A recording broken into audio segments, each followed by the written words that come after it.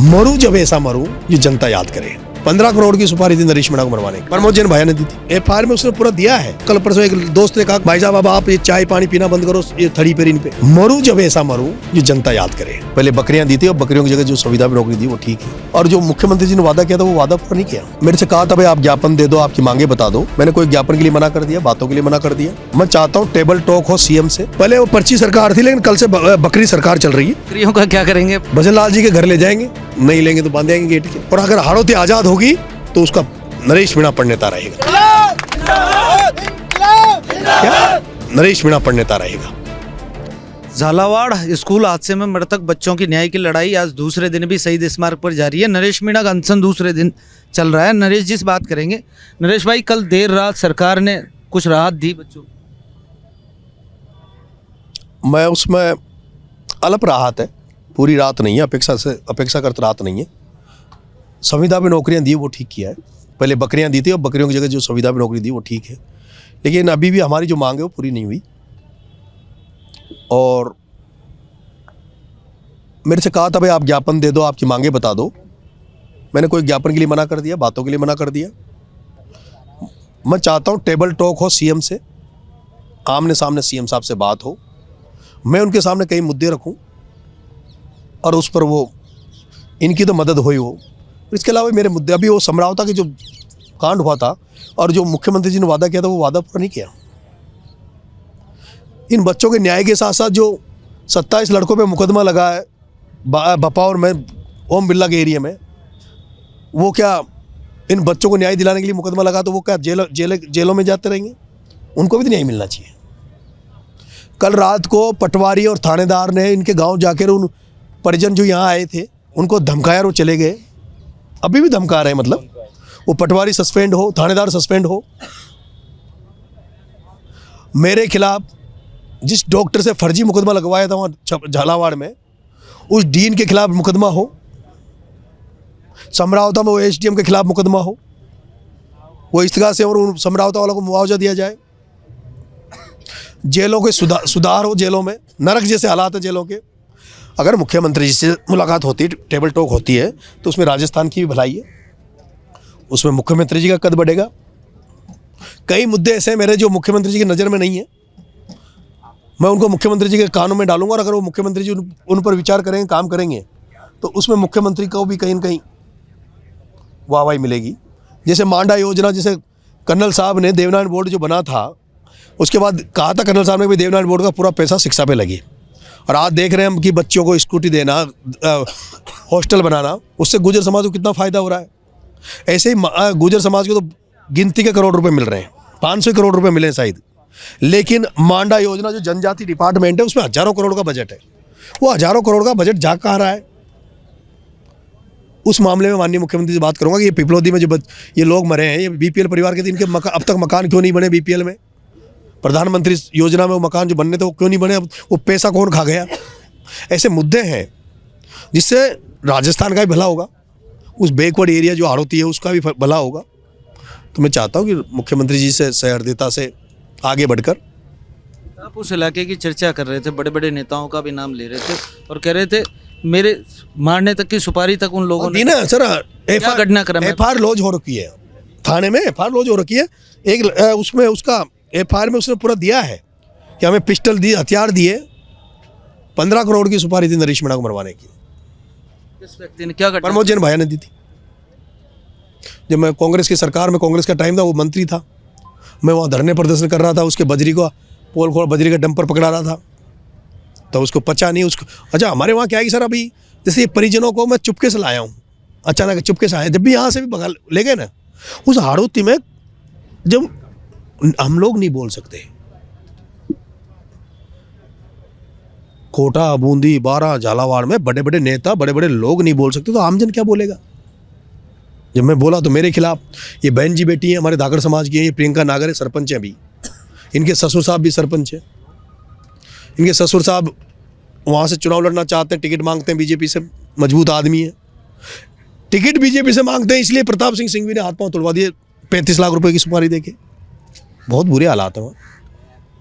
उस इलाके में आपने कहा भारी लोगों का राज रहा, आए राजनीतिक रोटियां सेकी और मलाई खाई और निकल गए। देखो ना, वसुंधरा जी ग्वालियर से आके सांसद, 10 बार सांसद, 2 बार मुख्यमंत्री बन गई।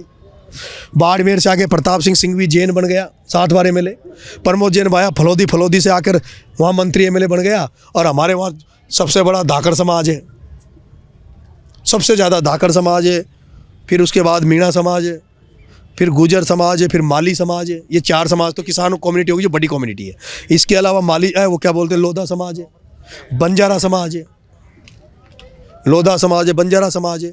इन्हें ये जो तबके हैं वहाँ, जो किसान तबके हैं जिनकी संख्या लाखों में है, वो बेचारे उनकी दरी उठा रहे हैं, झंडे उठा रहे हैं, उनके सामने बोल नहीं सकते, ये धंधा पानी नहीं कर सकते।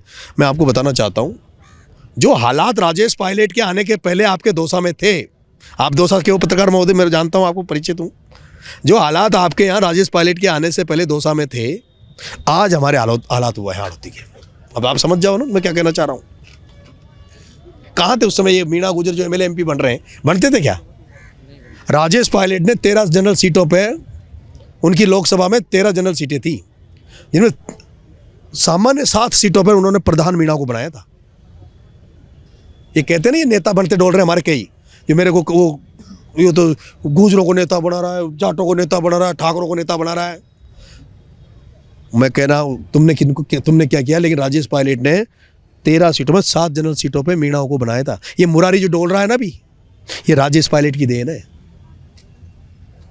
राजेश पायलट साहब तो वो थे, इसकी घरवाली को बसपा से चुनाव लड़वा दिया था पायलट साहब ने, मदद करवा दी थी, लेकिन उनको सामाजिक चेतना लानी थी। उनकी आज पूर्वी राजस्थान को राजेश पायलट साहब ने आज़ाद कराया था, पूर्वी राजस्थान को राजेश पायलट ने आज़ाद कराया था। और अगर हाड़ौती आज़ाद होगी तो उसका नरेश मीणा पढ़नेता रहेगा, इसीलिए ये छोड़ रखे हैं। हमारी शुभकामनाएं। एमएलए नहीं, एमएलए बनने के लिए नहीं छोड़ रखा, ये इसलिए छोड़ रखा कि वो जो बैठे हैं ना वहाँ कुंडली मारकर, उनको चाहता हूँ एमएलए एमपी वो नहीं जाए, हमारे लोग जाए। जब वो रुक जाएंगे, हमारे लोग चले जाएंगे, उस दिन ये पहन लूँगा। माना जाए अब युवाओं को मौका दोगे और वंचित जो रह गए राजनीतिक रूप से समाज, जिन पर और लोगों ने उनके राजनीतिक स्थान पर डाका डाला, उनको मौका देंगे अब नरेश मीणा तीसरे विकल्प के रूप में राजस्थान? अभी ये नहीं कह सकता आने वाले समय में क्या होगा राजनीति में, तो लेकिन हाड़ौती की राजनीति 2028 के चुनाव में बहुत ज़्यादा बदल जाएगी। जो राष्ट्रीय पार्टियों ने वो कोठे बना रखे हैं, कोठे मतलब कांग्रेस ने तो क्या बना रखा है, ये आदिवासी समाज, मीणा समाज, कांग्रेस ने क्या बना रखा है, आदिवासी मीणा समाज, जो सब लाखों की संख्या में है, और जो 99% कांग्रेस को वोट देता है उसको 2 टिकट देते हैं। ठीक है, 2 टिकट गुजर समाज को देते हैं, अशोक चांदना और सुरेश गुजर को 2 टिकट दिए जो लाखों की संख्या में है। 2 टिकट धाकर समाज, धाकरों को कांग्रेस टिकट ही नहीं देती जो सबसे बड़ी संख्या में है। बीजेपी के भी वही हाल है, आंखें खोलना चाह रहे हैं और आंखें खुल जाएगी अगर इस बार निपटा जाएंगे, अगर इन कौमों को टिकट नहीं मिले तो। अब दोबारा जब जेल गए थे, मैं सुन रहा था प्रहलाद गुंजल को, वो एक मीडिया बाइट में कह रहे थे, नरेश इस बार जब बाहर आएगा तो मैं उसको अपने पास बुला के समझाऊंगा और मेरे साथ सही रास्ते पर लेके आऊँगा। आप दोनों की जोड़ी को पसंद भी करते हैं? मैं भाई साहब से मिल आया अभी, मैं जिस दिन जयपुर आया था तो भाई साहब से मिल के आया हूँ, और मेरी भाई साहब से बहुत ज़्यादा बहस भी हुई है। आप भाई साहब बहुत परेशान हैं, गुंजल साहब, इन्हीं लोगों से। बीजेपी में रहा तब भी मारा उस आदमी को, और कांग्रेस में आ गया तो तब भी मारा। ठीक है, होपलेस से दिखे मेरे को, वो होपलेस से। उनके मुंह से एक शब्द निकल गया कि यार ये बदलाव नहीं, अपन इनको हटा नहीं सकते। तब मैंने कहा, मना भाई साहब, मैं राजस्थान विश्वविद्यालय में बदलाव कर आया था, जहां तो पढ़े लिखे बच्चे रहते हैं। वो बल्लू को, सिंघवी को और बाया को तो मार दिया, इनको भी मार देंगे, आप चिंता मत करो। लेकिन प्रहलाद गुंजल को 10 साल पहले वाला गुंजल बनना चाहिए। 10 साल पहले वाला गुंजल बन जाएगा ना, जिस दिन लठ लेके गुंजल खड़ा हो जाएगा ना, वो तो कोटा को छोड़ भागेंगे। मुझे उनसे बहुत बड़ी,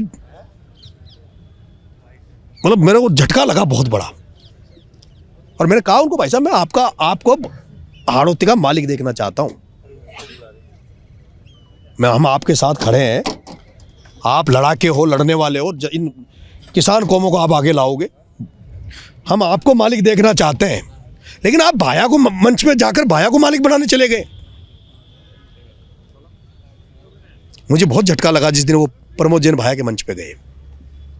जिस भाया को मैंने मार दिया, मैंने कहा भाई साहब उसको आप जिंदा करने गए। वो डोटा आसरा तो मोरिया बुला तो डोलता, उसको तो पता नहीं कुछ क्या है क्या नहीं है। नहीं तो जाट नेता जो हमारे हुए हैं, मदेना मिर्धा जो हुए हैं हमारे जाटों ने किसान राजनीति करी। हमारे यहाँ जो किसानों के जो राजनीति में जो लोग जिंदा थे, वो हमारे जो ये थे शिवनारायण जी नागर, वो मदेना जी की वजह से जिंदा रहे, परशुराम मदेना जी की वजह से। रामनारायण मीणा को टिकट परशुराम जी मदेना दिलाते थे। अभी डोटासरा को उसमें भाया में क्या दिखता है जो उसको जाके वहाँ उसके मोरिया बुलवा रहा है, वहाँ नाच रहा गा रहा है। जो व्यक्ति भाया के वहाँ जाता है, मैंने पहले भी कहा, वो उसके मंच पे उसके आसपास वही आदमी दिखेगा जिसने उससे, अब वो कोई भी हो, भाया की मदद करने जाएगा। भाया कोई नहीं मारेंगे, भाया कोई नहीं मारेंगे, भाया के आसपास वालों को भी मारेंगे, उनको भी हराएंगे। मैंने तो कहा अभी छबड़ा भी गया, अभी गया पंचायत राज चुनाव आएगा तो प्रताप सिंह सिंघवी को जिन्होंने वोट दिया, जो सरपंच पिछली बार प्रताप सिंह सिंघवी के पास थे, जो पंचायत समिति में उनके पास थे, आने वाले समय में अभी मैं चक्कर काटूंगा, यही कहूँगा, एक ही बात कहूँगा कि सिंघवी का जिन्होंने साथ दिया उनको वोट मत दो, चाहे किसी को भी दे दो। तो जब इनके पास जाने से वोट कटने लग जाएंगे तो ये खत्म हो जाएंगे, भग जाएंगे। वो भीलवाड़ा, ये बाड़मेर से आया था प्रताप सिंह सिंघवी आपो का धंधा करने, इनका बाप दादा आए थे आपो का धंधा करने, अफीम का धंधा करने। धंधा करते करते हमारे वो गरीब लोग मिल गए, उनको मिल गया ये सबसे बेवकूफ़ एरिया यही है, सबसे बेवकूफ़ एरिया ये, कमा के चले गए, 7 बार MLA बन गए। ये प्रमोद जैन भाया फलौदी से आया था, महारानी जी ग्वालियर से आ गई उनसे। अब आप सोच लो कितना बेवकूफ़ एरिया होगा, कितनी अशिक्षा होगी, कितनी राजनीति की मतलब मरी हुई राजनीति होगी, वहाँ चेतना ही नहीं, राजनीति को जागृत कर रहा हूँ। ये तो ये मामला आ गया इधर, नहीं तो अभी वहाँ एक आंदोलन वहाँ कर रहा था मैं किसानों के लिए भी, सोयाबीन हमारी जो फसलें हैं उनको लेकर 12 में वहाँ भी मेरा धरना देने का मन था, हज़ारों लोगों को लेकर। पर आज मुझे खुशी हो गई, मुझे खुशी हुई, ये बहन को मैं मंच पे देख रहा हूँ, प्रियंका नागर है, ये नरेश नागर कहाँ गए, एक नरेश धाकर हमारे धाकर समाज का राष्ट्रीय अध्यक्ष है, संगठन बना रखा है, वो हमारे साथ आ गए। सब लोग एक हो गए, सब जाग गए। मैं अब जग गए, ये जान गए। मैंने कहा अभी भाई मैं तो MLA एक जगह से बनूंगा, अगर बनूंगा तो सारे 17 सीट है हाड़ौती में।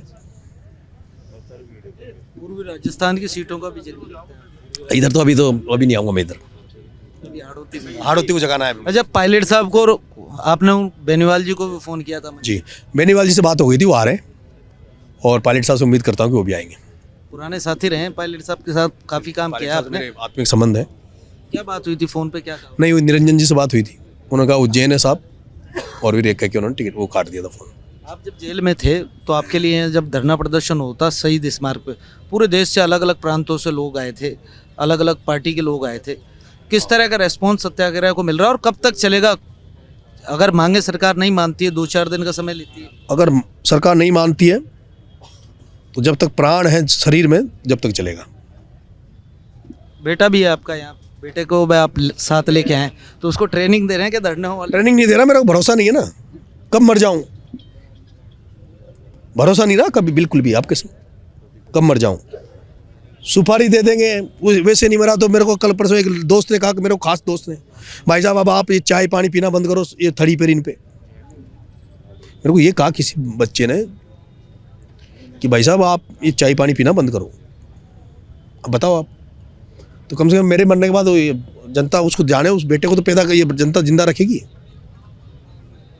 आपने अभी कहा कि मेरे समाज का एक जयचंद भी है जो अलग अलग जगह मेरे खिलाफ। हाँ है, वो डोल रहा है, सब ओम बिरला के पास चल जाता है आजकल, वसुंधरा जी के पास भी जा रहा है, सबके पास जा रहा है। वो उसको टेंशन BP बढ़ रही है, पता नहीं क्या हो रहा है। बड़े राजनीतिक लोगों को डर क्यों लगता है नरेश मीणा से? मैंने आपको जब भी देखा लड़ते ही देखा, आपकी लड़ाई किसी न किसी से चलती रहती है। बुरे लोगों से, राक्षसों से, भ्रष्ट लोगों से, दुष्ट लोगों से, और ये चलती रहेगी आजीवन, आजीवन चलती रहेगी। मैं एक इंटरव्यू आपका देख रहा था, आपने कहा कि मैं उन भ्रष्ट लोगों के खत्म होने का संकल्प लिया है मैंने, जब तक खत्म नहीं होंगे तब तक मेरी लड़ाई जारी रहेगी। उनके नाम क्या क्या हैं, कौन कौन लोग? वो हाड़ौती के लोग, हमारे नाम अभी मैंने नाम लेना ठीक नहीं है अब, वो वैसे जिस दिन ख़त्म कर दूंगा ना, वो जनता अपने आप जान जाती है। आप सोमवार को बकरियों को लेकर भजन लाल जी के पास जा रहे हैं बंगले पे, कितनी भीड़ होगी, क्या संख्या होगी और क्या? मुझे नहीं पता, मैं तो यहाँ बैठा हूँ अनशन पे, फ़ोन आपके सामने किसी को एक को कर नहीं रहा। अभी मैंने मेरी टीम के लोगों को कहा भाई जिम्मेदारी संभालो, लोगों को लाओ, अब जितने लोग आ जाएंगे बकरी लेके चल जाएंगे। एक स्टेटमेंट भी दिया आपको सरकार का, सरकार धरना है, धरने में कितने दिन चलेगा? तो लोग यहाँ वही आ रहे हैं जो यहाँ रुकने के लिए आ रहे हैं। अब 12 से बहुत सारे लोग दिख रहे हैं मेरे को, ठीक है। धरने में क्या है, भीड़ नहीं आती, धरने में असली समर्थक आते हैं, असली चाहने वाले आते हैं।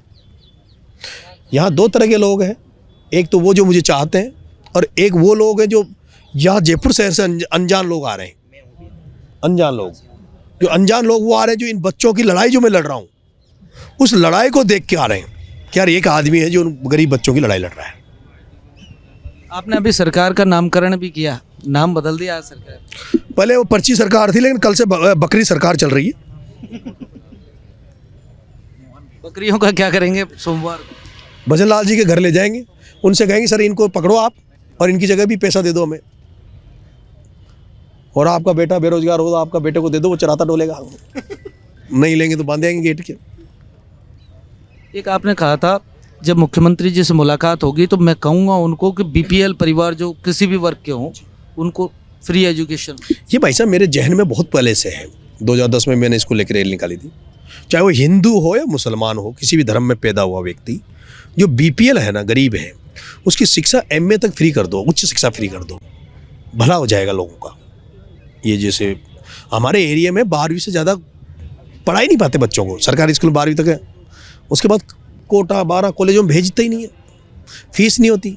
एसटी एससी के बच्चों को तो छात्रवृत्ति मिलती है, ये एसटी एससी के बच्चों के लिए नहीं है जो मैं कह रहा हूँ, ये बाकी लोगों के लिए है। जैसे गुर्जर समाज के बीपीएल परिवार है, अन्य कोई भी समाज, हर समाज में बीपीएल है, उनके बच्चों की पूरी एजुकेशन फ्री कर दो। अगर ये कर दिया तो मैं कहूँगा इससे जिस परिवार को आप पढ़ाओगे लिखाओगे तो आत्मनिर्भर हो जाएगा परिवार। निश्चित रूप से। अंतिम सवाल डूंगरी बांध को लेकर, डूंगरी बांध की लड़ाई को लड़ने के लेकर आप सवाई माधोपुर गए थे, और दूसरा जनक्रांति यात्रा, क्योंकि मैं अभी देख रहा था पाँव के छाले के जो निशान है वो अभी तक मिटे नहीं है। डूंगरी बांध में मैं यहाँ बैठा हूँ अनशन पे, 21 तारीख की घोषणा करके आया हूँ वहाँ जाने की। मुख्यमंत्री जी उस मामले में बात करूँ, उनकी क्या सोचते हैं उस मुख्यमंत्री जी उसको लेकर, कोई बात करूँ। अगर सरकार से बात नहीं बनती लड़ेंगे लठ लेके, जैसे शिबू सोरेन साहब लड़े झारखंड मुक्ति मोर्चा वाले वहाँ के आदिवासियों को आज़ाद कराने के लिए, वैसे डूंगरी बांध के क्षेत्र गाँव को बचाने के लिए लड़ेंगे। पोस्टर पे भी देख रहा हूँ मैं, कर्नल बैंसला हो या फिर महात्मा गांधी हो, तमाम जो महापुरुष हैं उनको इस पोस्टर पे सत्याग्रह में आपने शामिल किया है। ये वो लोग हैं जो प्रेरणादायक है, जिन्होंने बदलाव किए, परिवर्तन किए। जहाँ से शिबू सोरेन साहब आते थे वो हालात सेम हाड़ौती के दिखते हैं मुझे। मैंने उनको जो पढ़ा ना किताब, जेल में रहा भी, बिल्कुल मुझे हाड़ौती दिखती है। कोटा 12 बूंदी झालावाड़ दिखा उसमें मेरे को। वहाँ भी महाजन सूद ब्याज देके उनकी पूरी आदिवासियों की जमीनें छीन ली थी। उन्होंने एक आंदोलन चलाया, वो जिन्होंने ज़मीनें छीन ली थी वो धान की फसल वो बोते थे महाजन, ये गए 14 साल की उम्र में इनके पिताजी को मर्डर कर दिया था, वो भी आंदोलन करता थे, उनकी हत्या हो गई थी। 14 साल की उम्र में शिबू सोरेन जंगल में चले गए। इन्होंने कहा कि जब वो फसल बोलेंगे, धान की फसल खड़ी हो जाएगी, उस फसल के खड़ा होने के बाद में हम काटेंगे फसलों को। तो फिर उसके बाद में जैसे धान की फसल खत्म हो जाती, पूरी पक जाती थी, गाँव वाले जाते थे तीर बाण लेके, सारे गांव वाले तीर बाण लेके खड़े होते थे, महिलाएं धान को काट लेती थी। चलता चलता पूरे परगना जितने भी थे वहाँ 5-10 जिले, उनमें ये आंदोलन चला। इनके आंदोलन में 8-10 आंदोलन में 10-10 आदमी मरे, 200 मुकदमे लगे, 200 मुकदमे इनकाउंटर। तो वही हालात मुझे हाड़ौती के नजर आते हैं। न्याय की लड़ाई शहादत मांगती है। कर्नल बैंसला ने जब लड़ाई लड़ी तो शहादतें हुई, तो यदि शहादत देनी पड़ी तो सबसे आगे नरेश मीणा तो मैं तो तैयारी कर रहा हूँ, मरूं जब ऐसा मरूं ये जनता याद करे, और ऐसे उसमें मरूं। अब जैसे क्षेत्र गांव के लिए मरना पड़ा तो मर जाएंगे। अरे भाई उनके बच्चे का क्या यार, क्षेत्र गांव अगर उनको हटा दिया उनका बच्चे का क्या। अभी दिल्ली बम्बई ये हाईवे बना, इसके बगल में 2-2 किलोमीटर का कॉरिडोर बना रहे हैं, हजारों गाँव को उखाड़ने में लगे हैं। एक चीता कॉरिडोर बना रहे हैं धौलपुर से लेके 12 तक, उसमें हजारों गाँव को उजाड़ने में लगे हुए हैं। आदमी को उजाड़ के शेर लाने की जरूरत क्या है? आदमी की कीमत ज़्यादा है, शेर की कीमत ज़्यादा है? पहले तुम गौशाला तुमसे बनती नहीं है, गौशाला तुम बनाओगे नहीं। गांव में गायों को छोड़ दिया, वो जो नंदी होते हैं, क्या होता है वो सांड, वो किसानों की फसलों को उजाड़ रहे हैं। मोदी क्यों नहीं बुलाता उन सांडों को? सारे सांडों को बुला ले मोदी, अपने वहाँ बंगले में रखे। हालात खराब है गाँव में, बेचारे बहुत बुरी हालात है। जानवरों ने इतनी बुरी हालात कर रखी है। अब वो सांडों का करे क्या गाँव में? है पहले तो कूड़ी में उसमें बैलगाड़ी में जोते थे, अब क्या करें?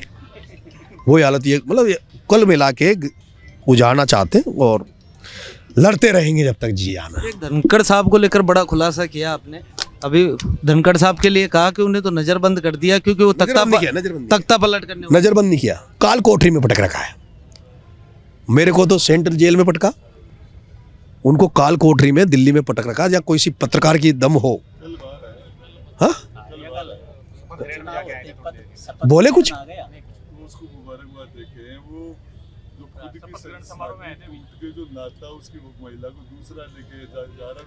भाई साहब, अनुभव के मामले में भाई साहब से पूछ लो। बड़ा जोरदार किस्सा है, क्या कहा? भाई किसी की मासूका को कोई दूसरा ले जाए, या किसी की शादी होने के बाद उसकी बीबी को दूसरा ले जाए, और दूसरा ले जाने वाले की शादी में, उसकी शादी में डीजे पे नाच कर उसको बधाई देना तो बड़ा दुखदाई होता है। जब शायद जगदीप धनखड़ जी से यही करवा रहे हैं। बिल्कुल। नरेश भाई, आपने उस तख्ता पलट की बात की थी। मैं ये कह रहा हूँ, अभी ये लोग, नीतीश कुमार जी का हो गया था ये, अभी नायडू के पास इन्होंने किसी को भेजा, और फिर किसी एक पार्टी के पूर्व मुख्यमंत्री ने, जिनसे इनको उम्मीद थी, जो अभी जेल रह के आए जस्ट दिल्ली में, उस मुख्यमंत्री ने डायरेक्ट मोदी को फ़ोन कर दिया कि साहब आपको तो निपटा रहे हैं, खुद को बचाने के लिए, खुद के नंबर बढ़ाने के लिए। और उसी दिन तुरंत 6 घंटे के अंदर अंदर धनखड़ साहब को कैद करके डाल दिया। एक शब्द नहीं बोलोगे। पहले तो नड्डा जी को भेजा इस्तीफा दो, उन्होंने मना किया, तो फिर वारंट लेके भेजा कि जेल जाओगे, नहीं जाओगे, नहीं करोगे तो। और उसके बाद आपको पता है कि ऐसा होता है कि उपराष्ट्रपति क्या उनकी आवाज़ बंद हो। जो धनखड़ उस शेरनी ममता बनर्जी को परेशान करके आ जाए पश्चिम बंगाल में, जो भांडगिरी करते थे पहले तो बड़े बड़े उसमें बैठ के, कितने भाषण देते थे, कितनी तड़ियाँ मारते थे संसद में, वो जहाँ बैठते थे, राज्यसभा में बैठते थे सर जी,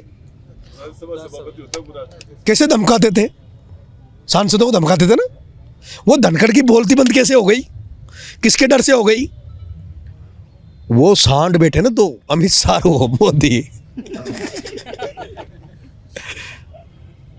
जेल में कोठरी में डाल रखा। यही हालात है, बहुत बुरे हालात हैं देश के। देश में क्रांति आएगी, नेपू भाई साहब कहते हैं ना, बहुत ज़्यादा कोई बहुत दिन दूर नहीं जा, अगर ये सिस्टम बदला नहीं, अगर ये भ्रष्टाचार ये सब खत्म नहीं हुआ ना, कोई बड़ी बात नहीं कि नेपाल, श्रीलंका और बांग्लादेश की तरह राजस्थान देश में भी बड़ा बदलाव हो जाए। ये थे हमारे साथ नरेश मीणा, जिन्होंने कहा निश्चित रूप से क्रांति आएगी और जब तक इन बच्चों को न्याय नहीं मिल जाता तब तक ये लड़ाई जारी रहेगी। लोकेश नागर, रिपोर्ट भारत, जयपुर।